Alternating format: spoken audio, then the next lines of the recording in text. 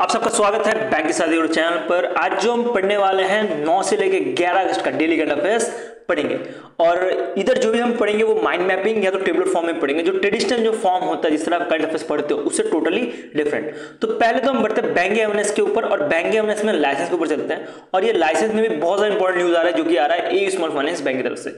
AU small finance bank को जो है यूनिवर्सल लाइसेंस मिल गया है आरबीआई के द्वारा। एयू स्मॉल फाइनेंस बैंक के बारे में बात करें तो ये 1996 में फॉर्म हुआ था और उस टाइम जो है वो एनबीएफसी की तरह काम कर रहा था। फिर इसको जो है 2015 में जो है स्मॉल फाइनेंस बैंक की तरह से बनाया गया था और अब जो है इसको यूनिवर्सल लाइसेंस मिल चुका है। अगर ये यूनिवर्सल लाइसेंस के बारे में बात करें तो ये जो है अभी के टाइम पे इन प्रिंसिपल अप्रूवल दी गई है और ये टोटल 11 साल के बाद पहली बार ऐसा हो रहा है किसी को जो है यूनिवर्सल बैंक का जो है लाइसेंस दिया जा रहा है।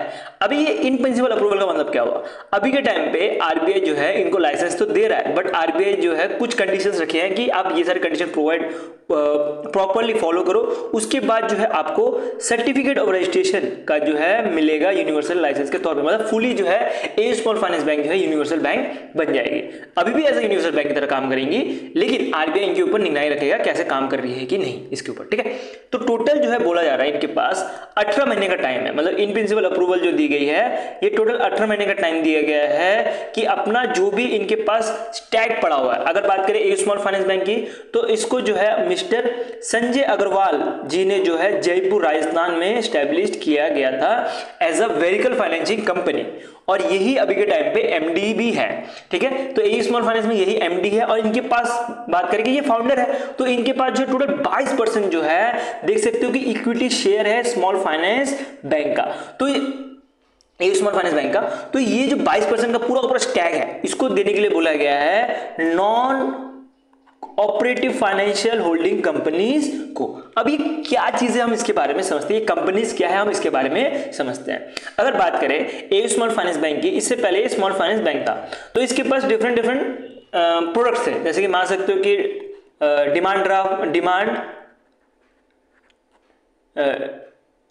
एक रहता है हमारा क्या रहता है डिमांड डिपॉजिट, ठीक है। डिमांड डिपॉजिट हो गया, फिर एफडी हो गया, उसके साथ म्यूचुअल फंड हो गया, उसके साथ इंश्योरेंस हो गया। तो ये बहुत सारे प्रोडक्ट्स थे और ये बहुत सारे प्रोडक्ट्स होने की वजह से अगर मान लेते कि किसी ने कोई बंदे ने पैसा जमा किया, ठीक है, ए स्मॉल फाइनेंस में सेविंग अकाउंट में जो पैसा जमा किया, अब वो जो सेविंग अकाउंट में पैसा जमा किया वो यूज कर सकता है a small finance bank. Mutual fund भी यूज कर सकता है, ठीक है। म्यूचुअल फंड में पैसा लगा दिया कहीं पे या किसी शेयर में जो है पैसा लगा दिया तो यहाँ वहाँ वो पैसे लगा पाता था।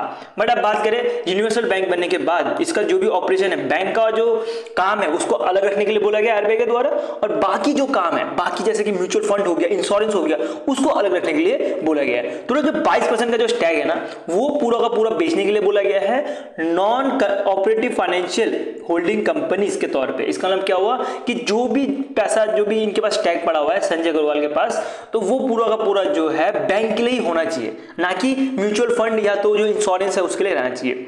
क्योंकि आपने भी देखा होगा कि जितने भी कमर्शियल बैंक है बड़े बड़े, एसबीआई हो गया या आईसीआईसी बैंक हो गया, एचडीएफसी हो गया, तो इनके पास जितने भी बड़े बैंक्स होते हैं इनके पास जो भी ये आपको सिक्योरिटीज दिख रही होंगी, एसबीआई सिक्योरिटीज के बारे में बात करें जो म्यूचुअल फंड बेचता है या एसबीआई लाइफ के बारे में बात करें जो इंश्योरेंस बेचता है प्रोडक्ट, तो ये सारे अलग एंटिटी है एसबीआई से। तो वैसे ही बोला गया कि एयू स्मॉल फाइनेंस बैंक जो है अभी यूनिवर्सल बैंक बनने वाली है तो इनको एक अलग एंटिटी बैंक बनानी पड़ेगी जो किसी बैंक के लिए ही काम करेगी, जो बैंक का जो नॉर्मल ऑपरेशन होता है वो करेगी, ना कि जो इंश्योरेंस बेचना या जो म्यूचुअल फंड बेचना वो रहने वाला है। ये चीज ध्यान देना, ठीक है। तो इनको जो है टोटल 18 महीने का टाइम दिया गया है और अभी के लिए जो है non operative financial holding companies allow promoter to explore other financial service while maintaining the regulatory separation। ये एक रीजन है जिसकी वजह से जो है जो भी ए स्मॉल फाइनेंस बैंक को जो है 18 महीने का टाइम दिया है कि अभी के टाइम पे ये इन प्रिंसिपल अप्रूवल लेंगे और उसके बाद 18 महीने के बाद जो है इनको सर्टिफिकेट ऑफ रजिस्ट्रेशन दिया जाएगा, ठीक है।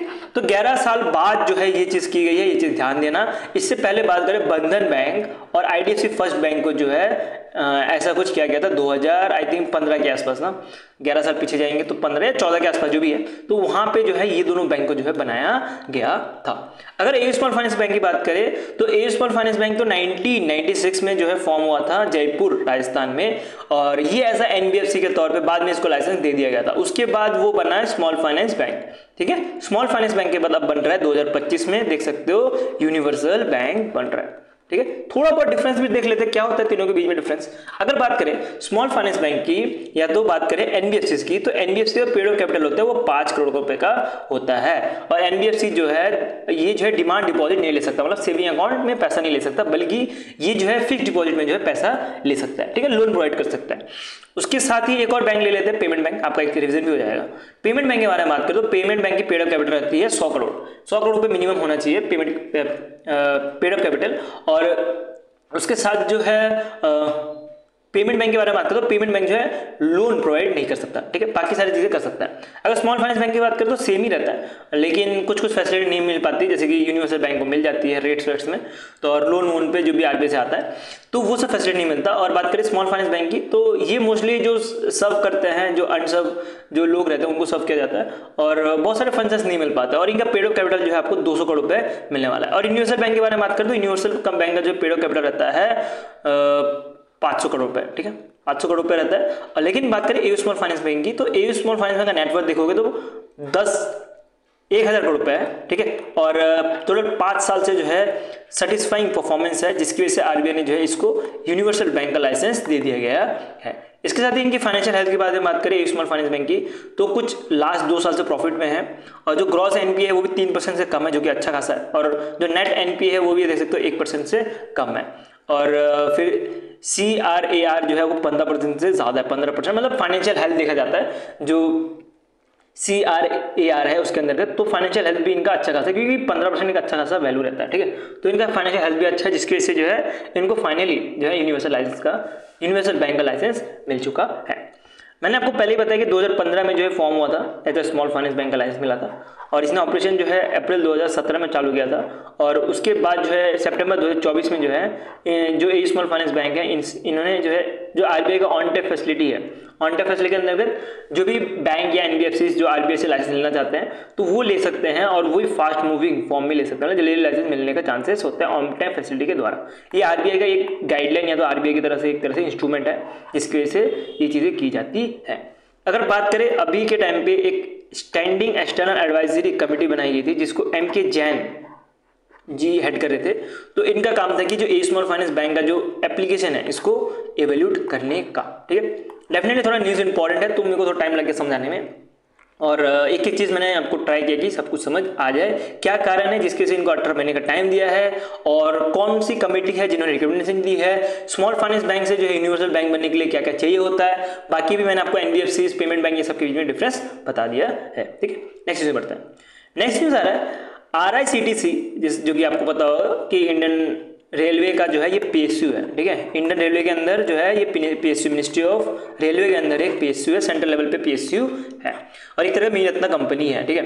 तो इसके बारे में बात करें तो RICTC का पेमेंट लिमिटेड है, आपने वेबसाइट देखा होगा RICTC का, तो इनका जो गेटवे रहता है इनका खुद का गेटवे है, जिसका नाम होता है RICTC iPay, ठीक है, RICTC iPay इनका खुद का जो है RICTC का ही जो है पेमेंट गेटवे है, और अभी इनको जो है as a online payment aggregator का जो है लाइसेंस मिला है आरबीआई के द्वारा, ठीक है। अगर कोई मर्चेंट है, ठीक है, कोई मर्चेंट है, या मान लेते हैं हम ही जैसे मर्चेंट है, मैपिंग अफेयर्स या बैंकिंग साथी, अगर यूज कर रहे हैं, हम रेजर पे यूज कर रहे हैं अभी के टाइम पे, ठीक है, हमारे वेबसाइट में जो है रेजर पे यूज हो रहा है, लेकिन हम अगर चाहें तो हम RICTC का भी जो है जो ये RICTC iPay है हम उसको भी यूज कर सकते हैं, ठीक है। हम इसको यूज करेंगे तो आप जब भी पेमेंट करोगे तो आप जो है RICTC iPay में रिडायरेक्ट किए जाएंगे, उसके बाद आप जो है पेमेंट कर पाओगे। लेकिन अभी के टाइम में हम रेजर पे यूज कर रहे हैं, तो फ्यूचर में जो है ऑनलाइन पेमेंट एग्रीगेटर बनने की वजह से जो भी मर्चेंडाइज है वो RICTC का जो iPay है उसको भी यूज किया जा सकता है।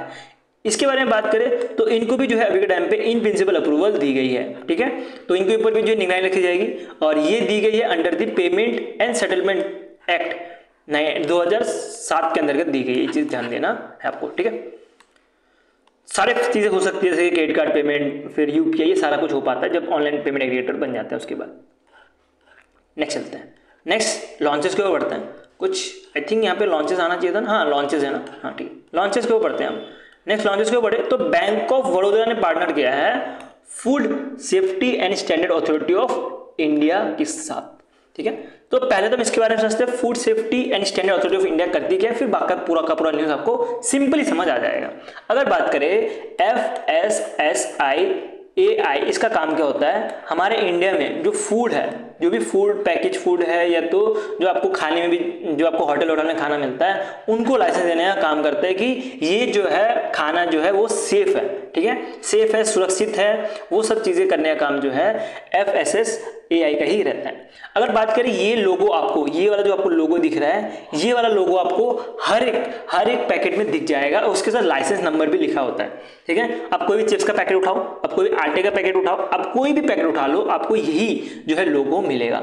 इसके साथ ही कुछ आपको इंग्रेडिएंट जो रहता है वो भी लिखा रहता है, जैसे प्रोटीन कितना है उस प्रोडक्ट में जो है शुगर कितना है, सॉल्ट कितना है, ये सारी चीज़ जो भी लिखी रहती है वो सब भी देखने का काम इसी कंपनी का रहता है, ठीक है। तो गवर्नमेंट जो है ये एक तरह से मान सकते हो कि अथॉरिटी है, food safety and standard authority of India, और इन्होंने पार्टनर किया बैंक ऑफ बड़ौदा के साथ, और दोनों ने मिलकर जो है एक तरह से पेमेंट सॉल्यूशन बनाया गया है, एक वेब बेस्ड पेमेंट प्लेटफॉर्म, ठीक है।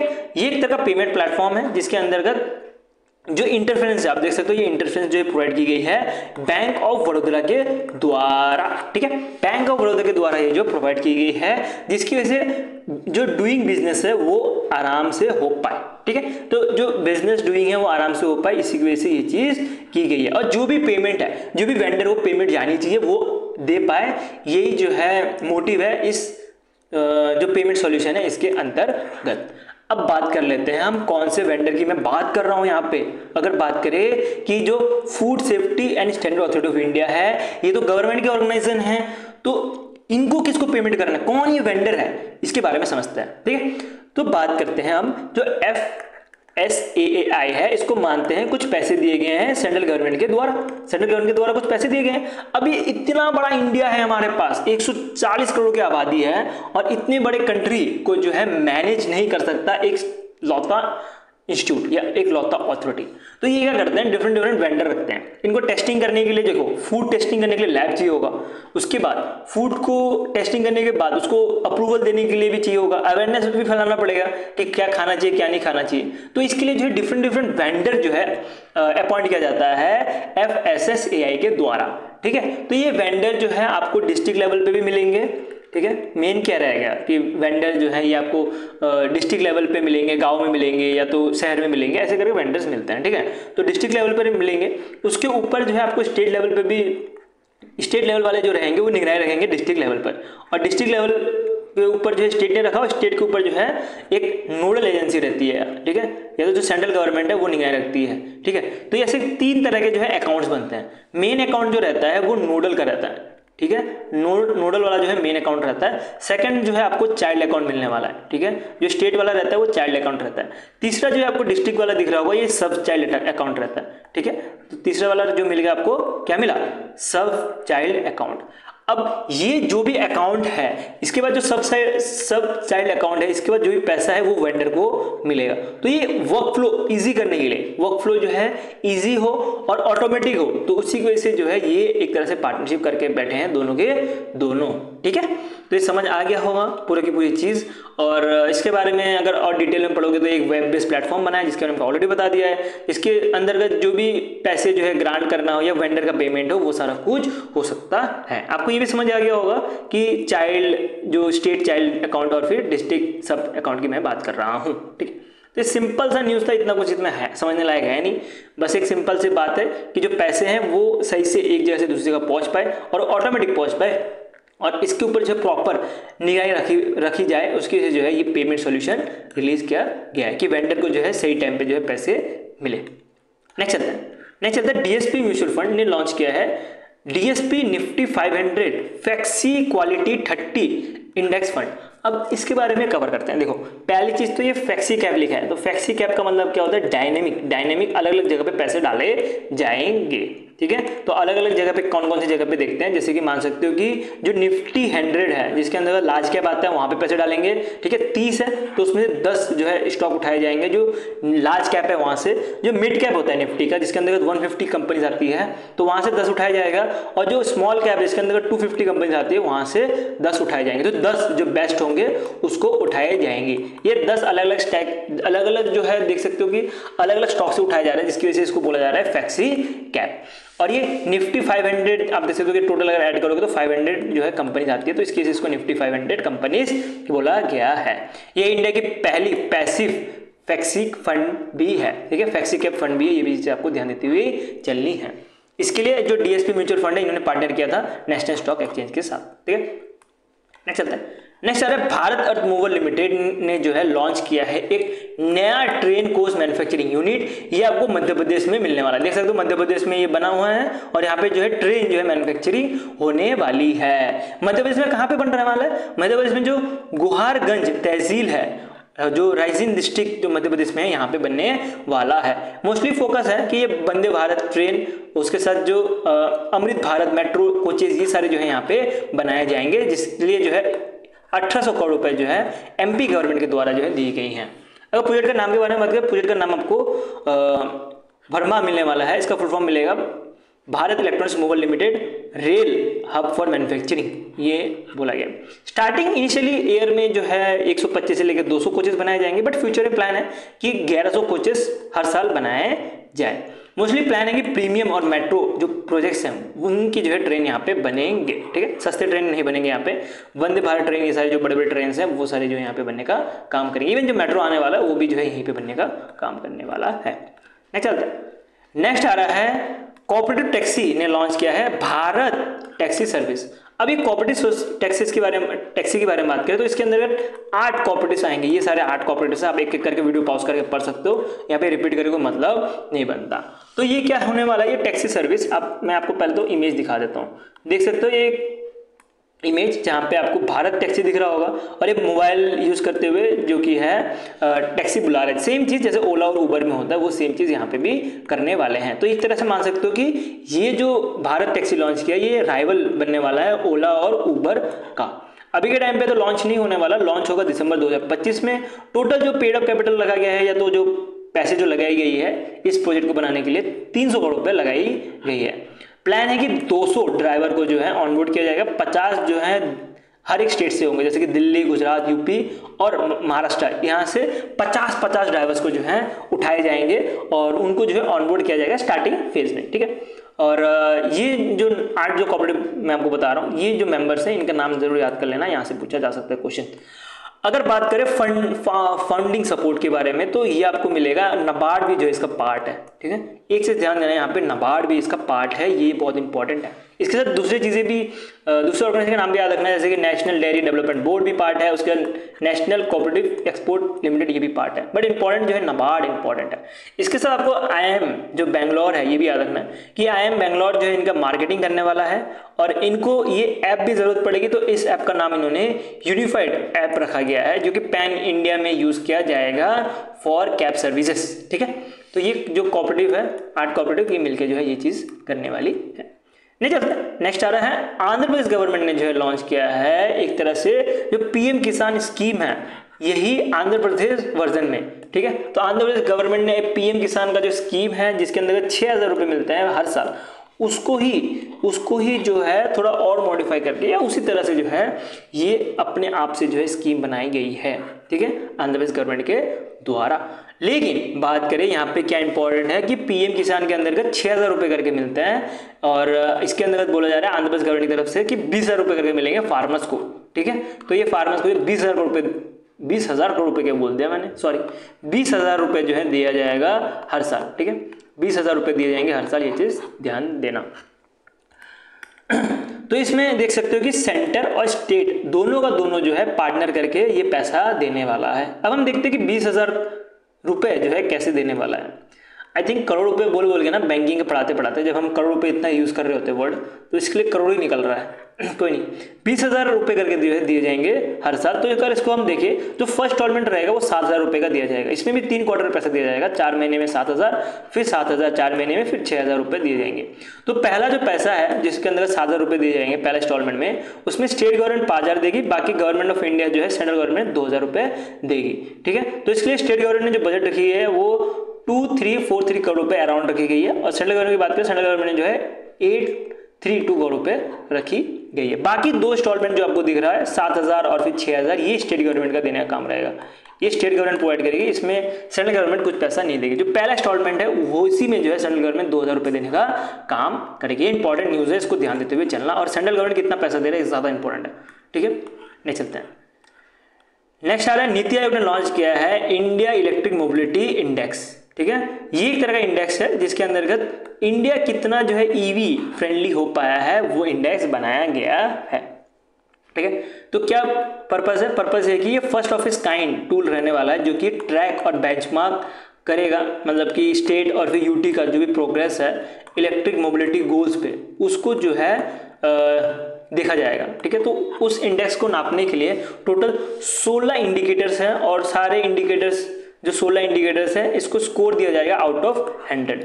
अगर बात करें कौन कौन से इंडेक्सेस रहने वाले इसके अंदर, पहला तो आपको मिलेगा ट्रांसपोर्ट इलेक्ट्रिफिकेशन प्रोग्रेस, कितना जो है ट्रांसपोर्ट इलेक्ट्रिफिकेशन किया गया है उस स्टेट या यूटी के द्वारा वो देखा जाएगा, ठीक है। कोई भी स्टेट है अगर वो ट्रांसपोर्ट इलेक्ट्रिफिकेशन ज़्यादा कर रहा है, जैसे कि बात करें ट्रांसपोर्ट इलेक्ट्रिफिकेशन में सबसे नंबर 1 में आपको चंडीगढ़, दिल्ली और महाराष्ट्र मिलने वाली है जो अभी के टाइम पे, तो इनको जो है नंबर 1 पे रखा गया है। उसके बाद चार्जिंग इंफ्रास्ट्रक्चर के लिए जो है नंबर 2 आपको जो दिख रहा होगा, दूसरे नंबर पे आपको जो पॉइंट दिख रहा होगा वो चार्जिंग इंफ्रास्ट्रक्चर में जो भी स्टेट्स रहेंगी उनको रखा जाएगा।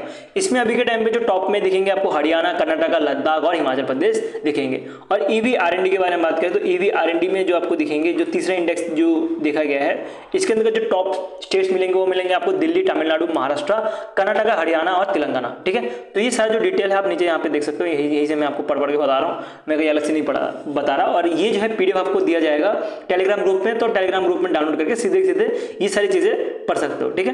देखो वीडियो देखने का फायदा रहता है, ठीक है, ऐसा नहीं कि वीडियो देखना फायदा नहीं होता, लेकिन अगर आप फ्रेशर हो तभी जो है फायदा है। अगर बाकी आपको चीजें पता है जैसे कि NBFCs क्या होती है, पेमेंट बैंक क्या होती है, इन प्रिंसिपल अप्रूवल क्या होता है, तो आप सीधे PDF के थ्रू भी पढ़ सकते हो, जिसके साथ आपका टाइम भी बचता है और बाकी चीज में आप फोकस कर सकते हो, ठीक है। अगर आप फ्रेशर हो, आपको ये सारी चीजें नहीं पता, तभी जो है वीडियो देखो, नहीं तो आप सीधे सीधे PDF भी पढ़ सकते हो, कोई इशू नहीं, ठीक है।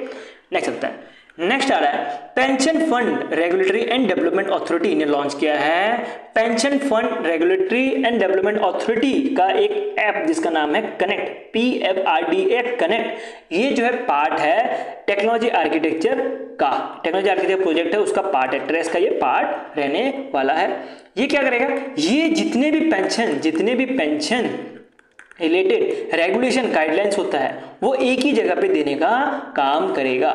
ये जो आपको दिख रहा होगा कनेक्ट वाला जो ऐप है ये एक तरह से content management system friendly app रहने वाला है। इसका मतलब क्या हुआ, इसका मतलब हुआ इसमें जो है कोई कोडिंग की जरूरत नहीं है, इसमें कुछ फाइल्स रहेंगे जैसे अपलोड इमेज ऐसे फाइल रहेंगे या अपलोड टेक्स्ट या टेक्स्ट टाइप कर लो, वैसे चीज़ें रहेंगी जिसकी वजह से जो गवर्नमेंट एम्प्लॉय है वो भी जो है ये प्लेटफॉर्म यूज़ कर सकता है और जो भी रेगुलेटरी सर्कुलर है या पेंशन स्कीम है उसके बारे में अपडेट कर सकता है, ठीक है। तो ये जो है आपको याद रखना है और ये प्राइवेट जो है वर्चुअल प्राइवेट क्लाउड में जो है पूरा का पूरा ऑपरेट करने वाला है जो कि जो ministry of electronics and information technology है उसमें होस्ट रहेगा, ठीक है। नहीं तो फिर डेटा को भी चुरा के लेके जा सकता है ना, तो इसी वजह से जो है ये चीज़ भी ध्यान दी गई है बाय दी गवर्नमेंट, ठीक है। इंपॉर्टेंट न्यूज़ है और इसको ध्यान देते हुए चलना, ठीक है।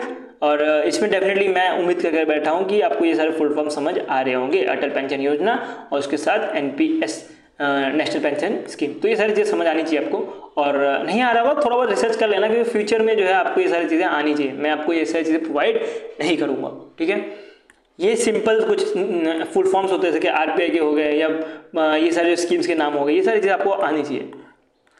नेक्स्ट चलते हैं, अब ऐसा नहीं कि RBI से भी ये सब के फुल फॉर्म ये सब के जो भी आपको नॉर्मल फुल फॉर्म होता है वो मैं चलो ठीक है मैं PDF में प्रोवाइड कर दूंगा अभी के टाइम पे, ठीक है। तभी आप अगर नहीं पढ़ रहे हो तो डेफिनेटली आपको नहीं आएगा, लेकिन बात करें SEBI का फुल फॉर्म या RBI का फुल फॉर्म, नाबार्ड का फुल फॉर्म, ये सारी चीज़ तो आपको ऑलरेडी पता होना चाहिए, ये सब फुल फॉर्म प्रोवाइड किया नहीं जाता, ठीक है। नेक्स्ट चलते हैं, नेक्स्ट आ रहा है फर्स्ट इन इसके ऊपर। तो इंडिया का पहला AI पावर्ड लर्निंग ऐप बनाया है और इसका नाम आपको ट्विटर करके कुछ मिलने वाला है, ठीक है। तो ये बनाया गया है IIT केरला के द्वारा। तो IIT केरला के बारे में बात करें तो IIT केरला में एक स्टार्टअप है, ठीक है, एक स्टार्टअप है जिसका नाम आपको रिविन टेक्नो सॉल्यूशन प्राइवेट लिमिटेड मिलेगा जो कि IIT जो केरला है, ठीक है, थोड़ा अंधेरा हो गया होगा कोई बात नहीं लाइट चली गई है। तो IIT जो केरला है वहाँ IIT जो केरला है जिन्होंने सपोर्ट किया है, मतलब इनको जो है फंडिंग मेंटरशिप या तो स्पेस दिया है काम करने के लिए, तो इसके लिए जो है इनको एज अ इंक्यूबेटर बोला जा रहा है IIT केरला का, ठीक है। तो आपको एक नाम याद रखना है, रिविन टेक्नो सॉल्यूशन प्राइवेट लिमिटेड। क्या करने वाली है ये जो है एक तरह से AI बेस्ड प्लेटफॉर्म बनाया है, जिसकी वजह से ये हेल्प करेंगे स्टूडेंट को कि वो प्रिपेयर कर पाए जेई, नीट, कैट और अदर कॉम्पिटिटिव एग्जाम के लिए, ठीक है। तो ये चीज़ें करने के लिए हेल्प करने के लिए ये बनाया गया है। और अभी के टाइम पे मेंटरशिप जो है, आपको 2 नाम याद रखना है, जो IIT केरला के ही जो प्रोफेसर है श्रीनाथ विजय कुमार, तो ये आपको मिलने वाला है। उसके साथ जो है सत्यजीत दास जो IIT गुवाहाटी है, ये भी मिलेंगे एज अ मेंटर, ठीक है, अभी के टाइम पे। नेक्स्ट चलते हैं, नेक्स्ट आ रहा है इंडिया का पहला स्टेट जिन्होंने अपना जो बच्चों के लिए, स्पेशली बच्चों के लिए बनाया, ठीक है। तो बच्चे जो कि सुन नहीं पाते हैं उनके लिए एक ट्रांसलेटर रखने की बात की गई। जैसे देख सकते हो ये जो पर्सन है ये ट्रांसलेटर है, और बच्चा जो भी बोल रहा होगा उसको ट्रांसलेट करेगा कोर्ट में, ठीक है। तो बच्चा जो सुन नहीं पाते उनका थोड़ा स्टाइल अलग रहता है, जो समझाने का तरीका रहता है वो थोड़ा अलग रहता है, तो उनको जो है समझाया जाएगा ट्रांसलेटर के थ्रू। और ये करने वाली पहली स्टेट जो है बनी है पंजाब गवर्नमेंट या पंजाब की जो कोर्ट है वो, ठीक है। तो ये जो है पॉस्को एक्ट 2012 और फिर जो जुवेनाइल जस्टिस एक्ट 2015 उसके अंतर्गत ये सारी चीज़ें की जाएंगी। नेक्स्ट चलते हैं, नेक्स्ट आ रहा है इंटरनेशनल न्यूज़। तो रिपब्लिक ऑफ मोल्डोवा, इसको जो है अभी के टाइम पे ये 107वीं मेंबर बनी है इंटरनेशनल सोलर अलायंस के, ठीक है। इतना याद रखो, इसके ज़्यादा कुछ याद रखने की जरूरत नहीं है। और इंटरनेशनल सोलर अलायंस के बारे में बात करें, इसका हेडक्वार्टर गुरुग्राम हरियाणा में मिलने वाला है। और बात करें ये इंडिया और फ्रांस ने मिलकर जो है 2015 में लॉन्च किया गया था, ठीक है। इंटरनेशनल सोलर अलायंस के अंतर्गत मेन मोटिव यही है कि हम जो है ज़्यादा से ज़्यादा जो है रेन्यूएबल एनर्जी या सोलर की तरफ ज़्यादा बढ़े। और स्टार्टिंग में तो कुछ कंट्रीज आई थी, बट अभी जो है 100+ कंट्रीज हमारे जो इंडिया में जो है इंटरनेशनल सोलर अलायंस में ज्वाइन हो चुकी है, 107 मेंबर हो गए हैं, ठीक है। और इसके अंतर्गत बात भी की जाती है कि हर साल 2030 तक, मतलब मान सकते हो कि 1 ट्रिलियन जो है इन्वेस्टमेंट करना है इन सोलर में, ठीक है। तो ये टोटल जो है प्लान रहता है इसके अंतर्गत। और डेफिनेटली यार जैसे बात करेगी जो यूएसए है, यूएसए मोस्टली जो ग्रीन एनर्जी है वहाँ पे ज़्यादा सपोर्ट नहीं करती। चलो ये आउट ऑफ द टॉपिक हो जाएगा, यहाँ पे ज़्यादा फोकस नहीं करते, ठीक है। तो एक इनिशिएटिव है जो कि आपको पता हो कॉप के बारे में, तो वहाँ पे भी ये लोग सही से पैसे डाल नहीं रहे हैं जितना बोला गया है, जो डेवलपिंग कंट्री को पैसे देना चाहिए उस हिसाब से। तो यहाँ पे गड़बड़ कर देते हैं। बट बात करें इंटरनेशनल सोलर अलायंस में, तो अभी तक तो सारी चीज़ें सही चल रही है, ठीक है। तो इनके ऊपर कुछ रिस्ट्रिक्शन लगी थी, बट हम इधर ज़्यादा डीप पे जाएंगे नहीं, वैसे भी कुछ काम का नहीं पढ़ाया जाएगा। नहीं चलते अपॉइंटमेंट को पढ़ते हैं। तो राजीव आनंद के बारे में बात करें तो अभी के टाइम पे ये deputy MD and axis bank के है, ठीक है। डिप्यूटी MD है, मतलब मैनेजिंग डायरेक्टर है एक्सिस बैंक के, लेकिन अब ये 3 अगस्त 2025 में जो है ये रिटायरमेंट लेने वाले हैं। तो रिटायरमेंट लेने के बाद जो है इनको संभालने दिया जाएगा MD and CEO of IndusInd bank. IndusInd bank के ये MD एंड CEO बनने वाले हैं, ठीक है। बैंक के बारे में बात करें तो बैंक में जब आप अपर पोजीशन में पहुंच जाते हो ना, बेस्ट पार्ट यही होता है कि आप एक बैंक से निकल के जो है दूसरे बैंक के अपर जो पोजीशन है वहीं पे पहुंच जाते हो वापस से। तो रिटायरमेंट होने के बाद भी देख सकते हो ये MD एंड CEO बनाया गया है इंडसइंड बैंक का। ये रिप्लेस करेंगे सुमत कटपालिया जी को, जिन्होंने रिजाइन कर दिया था 1 मई 2025 में। तब से सीट जो है खाली पड़ी हुई थी, तो अब जो है ये सीट भरी जाएंगी, ठीक है। और इनको कुछ कमेटीज को भी जो है, इनको जो भी अपॉइंटमेंट था वो देख सकते हो कि एग्जीक्यूटिव कमेटी जिसमें CNG जो है लीड करे थे, इन्होंने जो है इनको जो है अपॉइंट किया गया है, ठीक है। नेक्स्ट चलते हैं, नेक्स्ट PM ऑफ रवांडा ये बनाए गए हैं, ठीक है, इनको बनाया गया है। और बात करें जो भी ये इंटरनेशनल जो PM बनाया जाता है, प्रेसिडेंट बनाए जाते हैं, ये नहीं पूछा जाता एग्जाम में, तो इधर ज़्यादा ध्यान मत दो।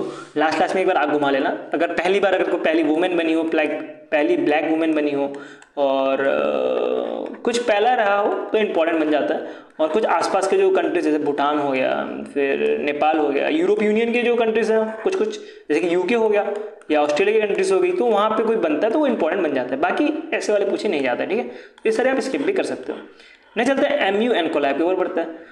तो MU कोलैब के ऊपर बढ़े तो आपको मिलेगा कि नेशनल मेडिकल प्लांट बोर्ड ने पार्टनर किया है बायो प्लांट वेंचरीज, उसके साथ all India institute of Ayurveda और एम्स न्यू दिल्ली के साथ। और ये एक तरह से ये जैसे जब MU साइन होता है तो जब 3 लोग मिलकर जब साइन करते हैं, जो 3 लोग साइन करते हैं तो ये वर्ड बोला जाता है। एक्चुअली मैं इसको प्रोनाउंस नहीं कर पा रहा हूँ, क्या ये ट्रिपेट जो भी है यार, देख लेना ठीक है, इसका प्रोनाउंसिएशन हो नहीं पा रहा मुझसे अभी। तो इसके बारे में बात करें तो ये जो मेडिकल बोर्ड है ये एक तरह से मेडिकल प्लांट कंजर्वेशन करने के लिए जो है न्यू दिल्ली में बनाने का काम करेंगी।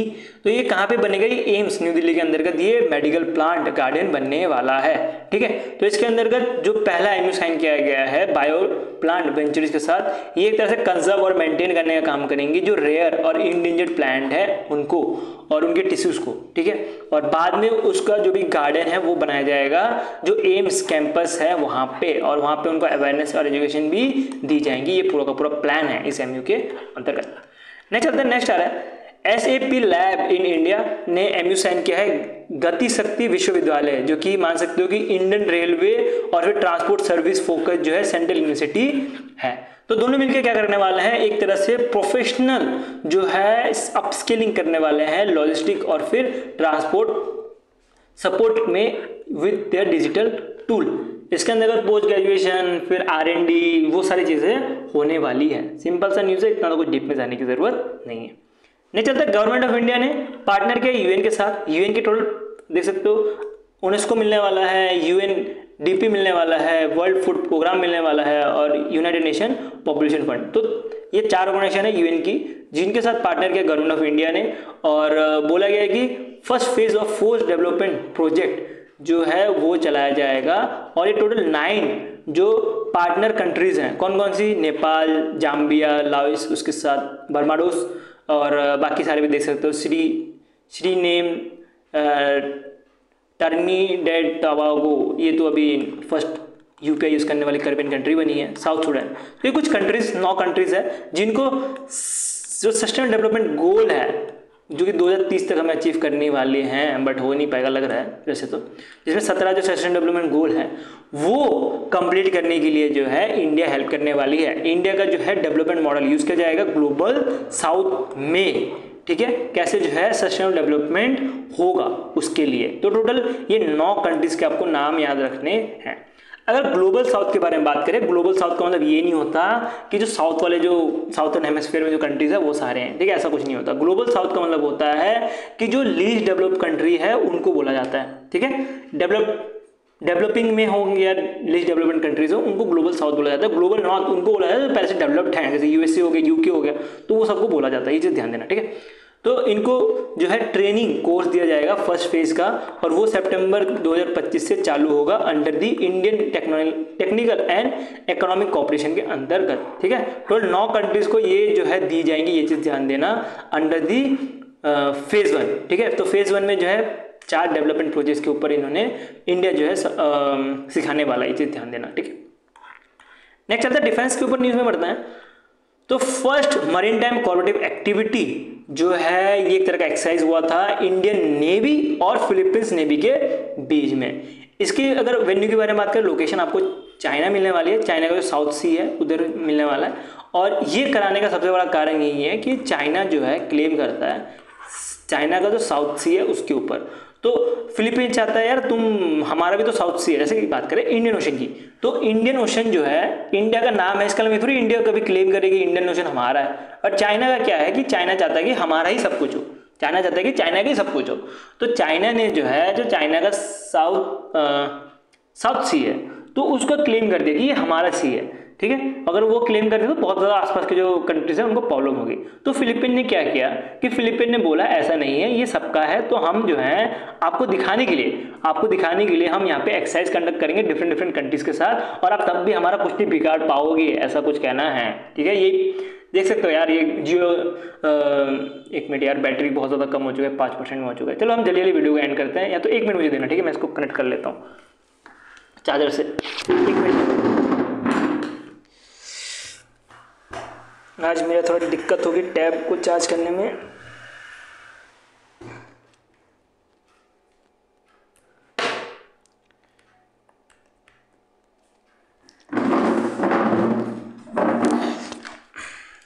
ठीक है, अभी हम पेन यूज़ नहीं कर पाएंगे क्योंकि चार्जर लगा दिया है, कोई नहीं, हम ऐसे यूज़ कर लेते हैं।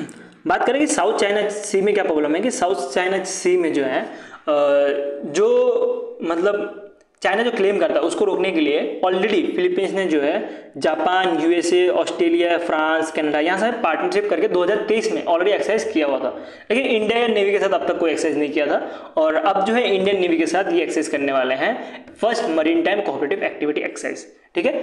और इसके लिए जो इंडिया की तरफ से INS मैसूर, INS शक्ति, उसके बाद INS कल्टिन, ये सारे गए थे। और फिलीपींस की तरफ से देख सकते हो कौन कौन शिप गए थे, बट फिलीपींस की तरफ से इतना इंपॉर्टेंट होता नहीं, जो इंडिया की तरफ से शिप गए हैं एक्सेस करने वो इंपॉर्टेंट होता है, ठीक है। आपको समझ आ गया होगा मोटा मोटा पूरा का पूरा न्यूज़। नहीं चलते ओबेचरीज को पढ़ते हैं। तो मैं ओबेचरीज और इंपॉर्टेंट डेज आपको स्किप करने बोलता हूँ, कारण ये होता है कि कॉस्ट टू बेनिफिट रेशियो बहुत कम होता है, बहुत कम चांस होता है कि आपको इंपॉर्टेंट डेज और ओबेचरीज से क्वेश्चन पूछे जाए। लेकिन बात करें, ये जो आपको पर्सन दिख रहे हैं सत्यपाल मलिक, ये बहुत इंपॉर्टेंट पर्सन है और इनके ऊपर जो है क्वेश्चंस बन सकते हैं। तो इसकी वजह से मैंने आपको पीडीएफ में प्रोवाइड किया है, इवन वीकली में प्रोवाइड करूंगा, ठीक है। इनके करियर के बारे में बात करें तो हाँ, पहले तो देख लेते हैं पास्ट वे कब हुए थे। पास्ट वे हुए इन लोग, ये जो पास्ट वे हुए 79 एज में पास्ट अवे हुए हैं, ये आते हैं उत्तर प्रदेश से।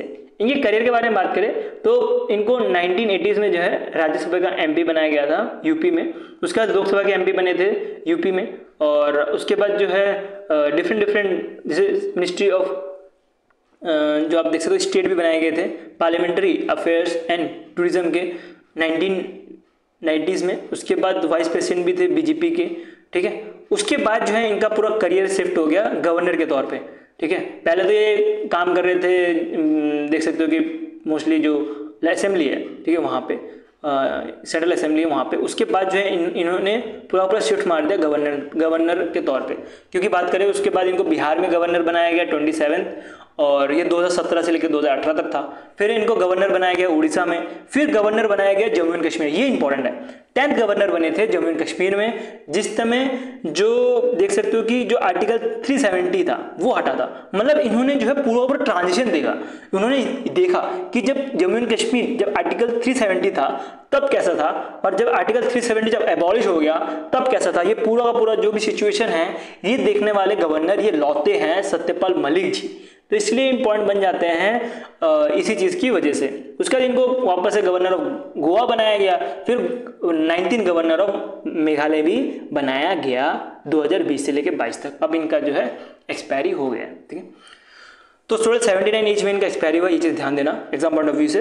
बाकी जम्मू एंड कश्मीर में कब बनाया गया था वो याद रखना, 2018 से लेकर 2019 तक। और एक के कौन से नंबर पे बनाया गया था ये भी ध्यान देना, 10वें नंबर पे बनाया गया था, ठीक है। यही से जो है हमारा 9 से लेकर 11 तारीख तक जो भी डेली करंट अफेयर्स है ये खत्म होता है। मैं होप करता हूँ जो भी मैंने आपको समझाया आपको समझ आया गया होगा, ठीक है। अगर बात करें PDF की तो PDF मिल जाएगा link in the description. Video अच्छा लगा तो लाइक कर देना, ऐसी कंटेंट देखते रहना सेकंड चैनल। बाकी हम कल मिलते हैं नए सेशन के साथ, बाय।